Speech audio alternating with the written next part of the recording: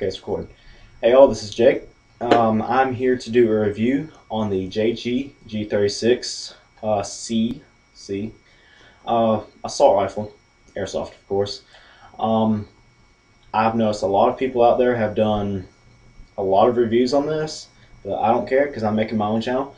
And a lot of them really don't go into much detail, or rather go into too much detail. Just talk the whole time, but I'm ADD and I can't promise you I'm not going to talk the whole time. But speaking of ADD, I have this little notepad to help me remember stuff because ADD. Box. Gonna come in this box right here. It says G608, but I don't care. It's the G36C. Inside the box, you're going to have the rifle itself with a mag inserted. You're going to have an 1100 milliamp nickel hydrate battery, a wall charger, which is really crappy, and 200 BBs. And the wall charger is crappy. You can use it. It takes forever to charge. Only leave it on there for like 4 hours. I highly recommend this. It's a smart charger. I got mine from airsoftmegastore.com.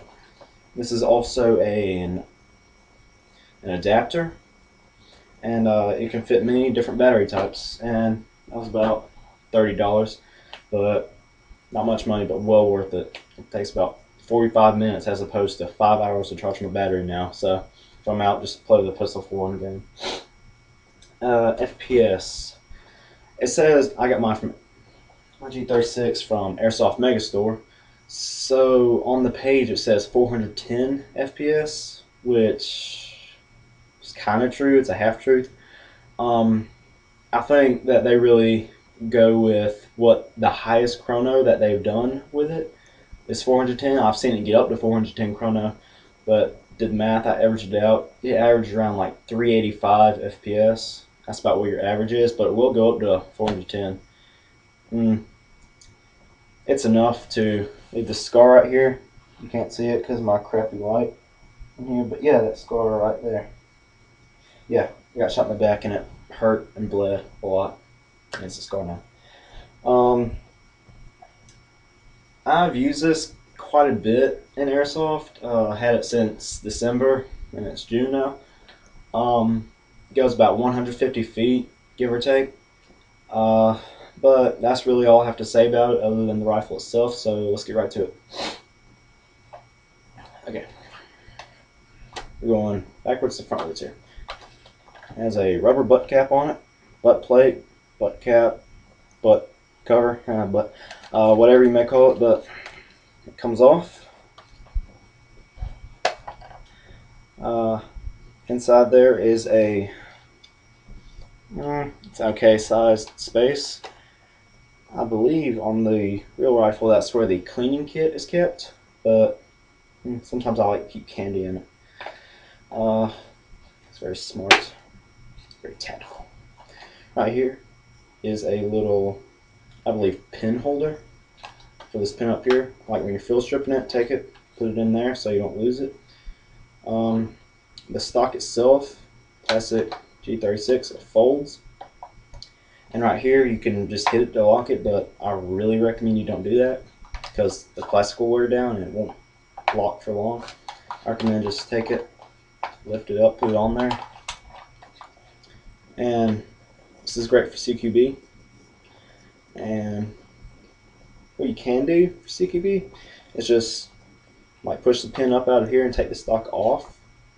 But I really don't recommend doing that too much as they'll make this loose and the pin can slide out. But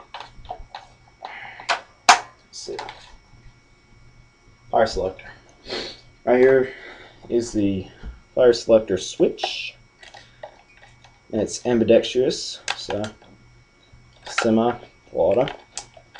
You don't really have to change your grip a lot when you're doing it,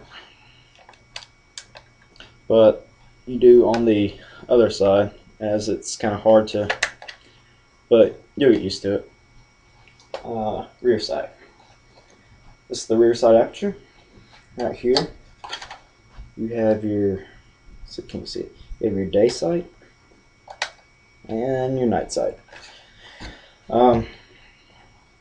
either way, it's gonna be hard as crap to see out of the iron sights at night. So that's why I'm getting a Diamond Tactical red dot. Mag release. Okay. The mag release is kind of like an AK style mag release. You just push it in like so, and pull the mag as you're doing it. Mine was a little bit stiff at first, but I got after the hang of it, and it got kind of loose. So yeah. Hop up. Okay. Right here is the mock bolt, or where the bolt will be on the real rifle. And you can just pull it back either way. Ambidextrous selector, not selector, charging handle. But you can pull it back, push down on the charging handle, locks into place. Right here, my finger is a wheel. You can turn it up for more hop up and down for less hop up. Now I'm not going to mess with it because I have it where I want it. But to put it back, you just pull back on it, let it go. I highly recommend you don't like take it from all the way pulled back, just let it go, because this pin in the top holding the whole assembly together wasn't in there really good.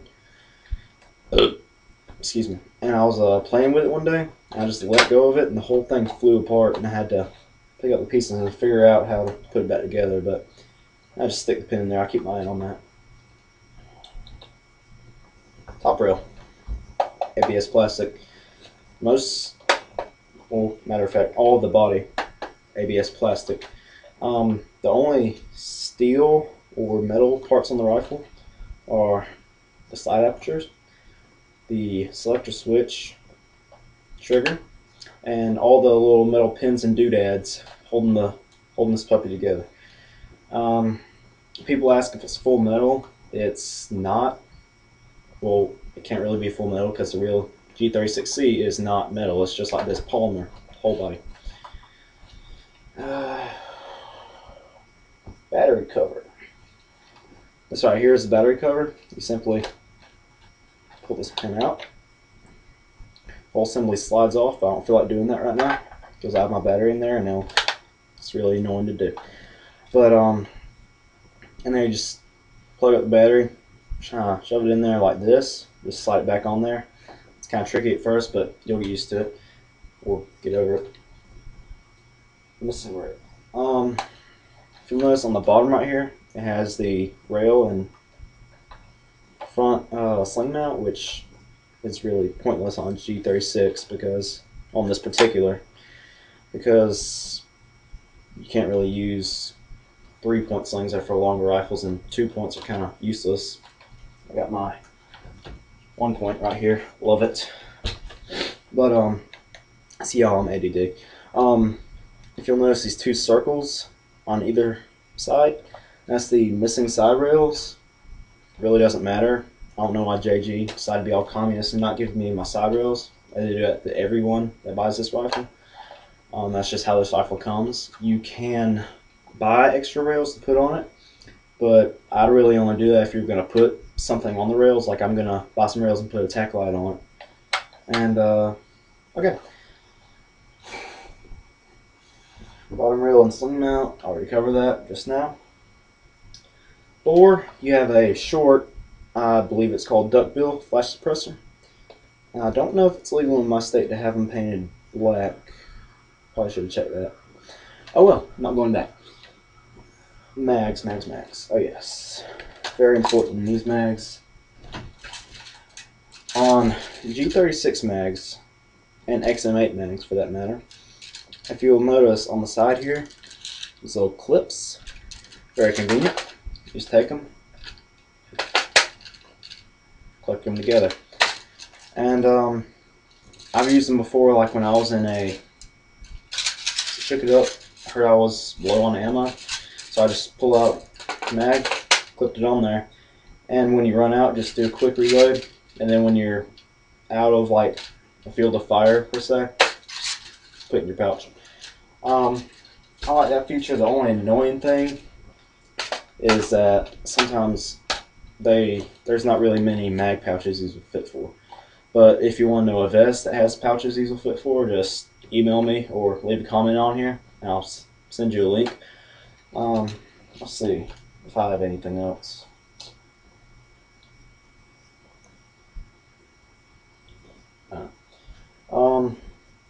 I'm really ADD. I apologize. But yeah, I'm making this an airsoft channel. I mean, I've had a YouTube account for years, but I've never really made a video. This is my first video, and I'm hoping to make an airsoft channel. So if you'll rate and subscribe, especially subscribe, that would really help me out. I know you hear that a lot, but I really want you to subscribe. Patriotic American, you see. That'd make my day a whole lot brighter, and I'll keep you updated on new videos and things that I'll do. But appreciate it for watching.